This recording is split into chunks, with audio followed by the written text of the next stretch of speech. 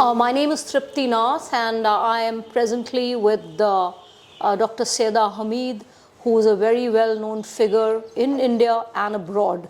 Dr. Hameed has been in the forefront of a movement that she started many, many years ago for the rights of Muslim women.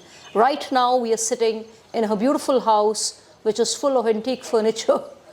And it's a wonderful setting to be here, and it's a very intellectually stimulating environment with a lovely garden where I'm sitting. Welcome, Dr. Hameed. I would like to ask you a few questions, answering which would be a child's play for you, because you have been advocating the cause of Muslim women like nobody else, and not just in India but also abroad. So to begin with, let's start at a very elementary level. When Muslim girls are growing up, there is a kind of norm that we find in Muslim families where they are encouraged to keep a veil and be in some kind of a parda. How do you explain this? I think the point is that we can't stereotype it, and we cannot look at Muslim women as a monolith. Right. Because Muslim women, there are many kinds of Muslim families, all kinds of social hierarchies. I'm a Muslim woman. I don't wear parda. My mother was a believing, practicing. I'm also believing, practicing Muslim. We don't wear parda. We were never asked to wear parda. But some are. So it all depends on, which, basically, what part of society do you come from. We come from a place which is called Panipat in Haryana. Right, and it was a place where women were, the majority of people pre-partition were Muslim, and Muslim women were amazingly empowered there. The houses were not known by the name of the man, it was known as Falani Bibi ki Haveli. Wow. The Maimuna Bi ki Haveli. So that's very interesting. The women used to go and collect lagan, because men used to go out and look for jobs, and it was the women who. So we have inherited that tradition, wo bhi ek tradition hai. And the other tradition also you find in the gali mohallas when you go to the Muslim ghettos, where there is a lot of restriction also. So you cannot stereotype. That's one thing we have to be very clear. So ma'am, you were telling me something very interesting about Panipat and the kind of upbringing that you had, where it was not binding on you to cover your head. So when did you come to Delhi? And when you came to Delhi, I think in a way you injected that empowerment in Delhi society. Essentially, I came back to Delhi. I spent many years studying and all out of the country. When I came back to Delhi, then I established the Muslim Women Forum. Right. And when I established, but before I established the Muslim Women Forum, it was my work in the Women's Commission, which got me involved in Muslim women when I, with the blessings and cooperation of the chairperson, a woman by the name of Mohini Giri, who's still my mentor. Right. She is the one who encouraged, and we held public hearings of Muslim women across the country.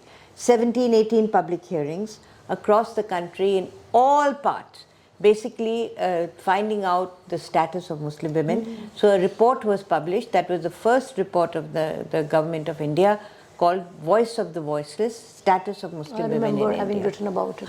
So that is, you know about it. So that was where I became involved with Muslim women. And then as soon as I finished my term, I established my organization, which is Muslim Women Forum, and that was in the year 2000. So can you tell us a little about the activities of the Muslim Women Forum and how it has evolved in the last 2 decades? Yeah, Muslim Women Forum is basically, the objective was that Muslim women should have a voice in deciding their own fate, their own destiny, their own trajectories. So we brought Muslim women, various activities from going into bastis, from holding public hearings, from holding meetings, from meeting people on issues of, say, for example, that time women's reservation bill was a big thing. So everywhere Muslim women's visibility had to be there. But the most recent thing that I would, I would say from 2000, parachuting into 2022 and 2023 was what we did with Muslim women who broke the barriers. And those were Muslim women who were part of the freedom struggle and building a new India. For example, how many people know that a Muslim woman designed the Indian flag? Her name was Suraya Tayyabji. How many people know that a woman by the name of Syeda Hameed, she represented India in the United Nations in the 1950s. Wow. How many people know that in 1905 there was a beautiful woman from Hyderabad, her name was Tayyaba Khatib Jung. She wrote the first reformist novel called Anwari Begum about education and girls. 1905. Wow. And how many people know that my great-great-grandfather, who was from Panipat, a poet by the name of Hali, in 1905 wrote about empowerment of women and said that the women were the ornaments of the world. I mean, that was the first time a Maulana, he was also a Maulana, Right, okay. spoke for women. So if I did anything for women, Muslim women, I think my genes were right. I did a very modest thing, a very humble thing. I couldn't ever reach to that height, but I think that's where my grain came from. But you're carrying forward the legacy in a very remarkable manner. Yeah, in a whatever little I can do. So, you know, your interest in Muslim women is in a way to project it before an audience. This Right. is something which is very laudable. So now talking of, we just discussed the Parda system, and you were one of the few women, Muslim women, I would say, from a liberal family who was not expected to wear the Parda, but a lot of Muslim women have to wear it. That's also a reality. And right? some Muslim women, they Muslim girls, they are doing it as an act of defiance. You know, because when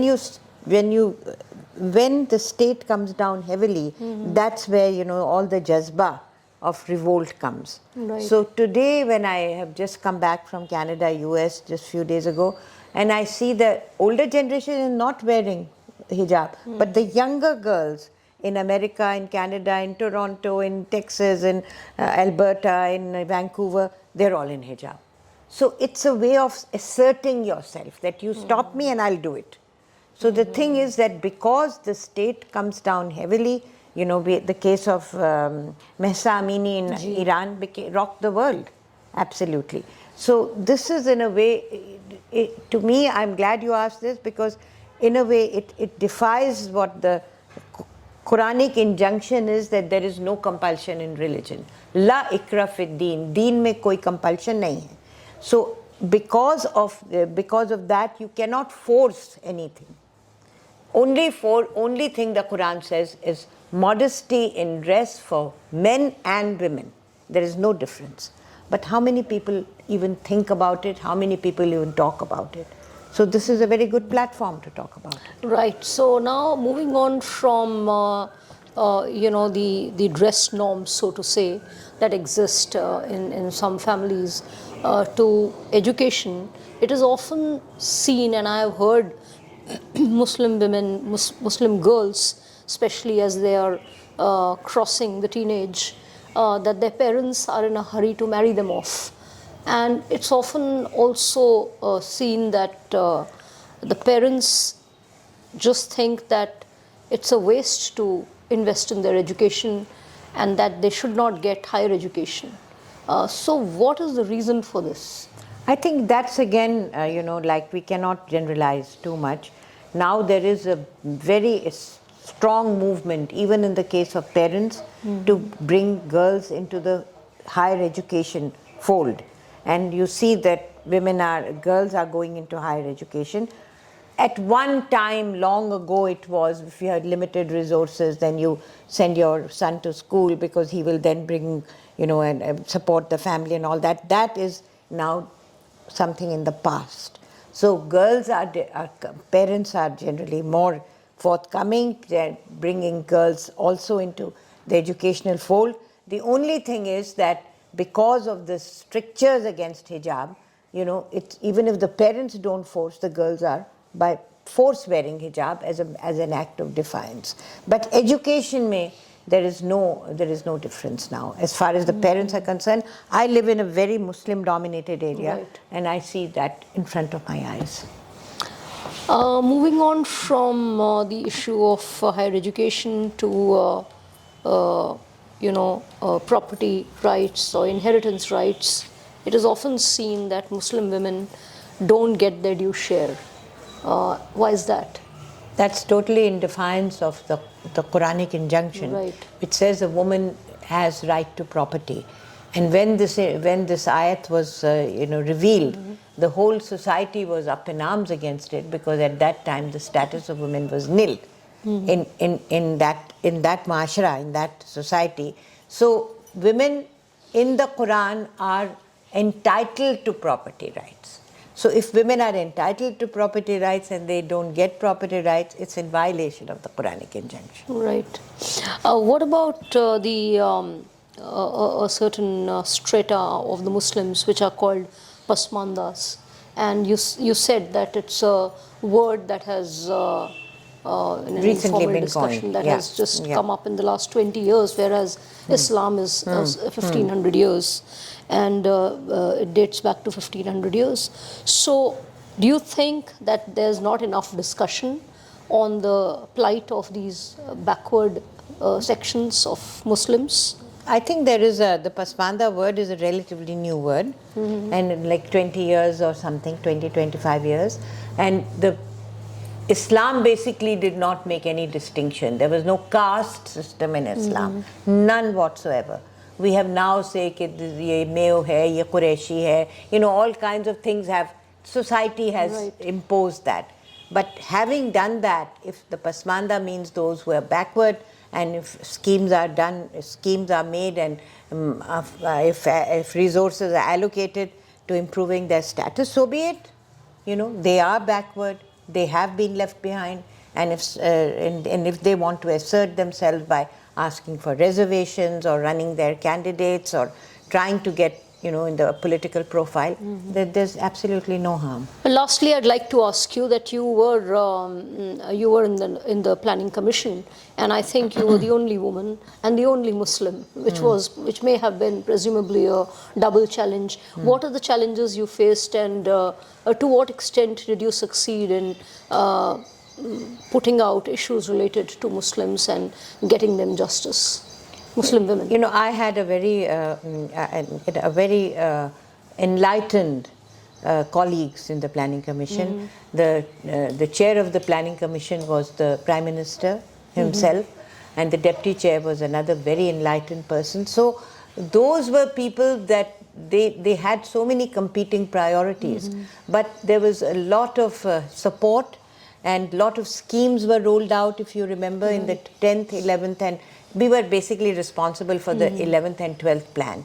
Lot of schemes were rolled out for Muslims with complete consent and allocation of resources. So being a woman, I had to sort of handle myself very carefully, in the sense that, to get what I wanted to get and yet not disturb it was a male bastion. Right. But luckily I was able to do that not for 5 years, but for 10 years. And it was a great opportunity, and I was not that successful, I must say. But two things I did. One was bringing, of course, the Muslim issue, for which I had a lot of support. And the second thing I did was to bring civil society into planning.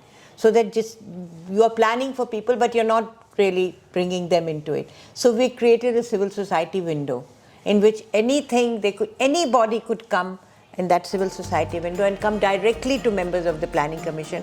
All of them held Minister of State status. So there was that sort of chasm between people and planners that was, obliterated.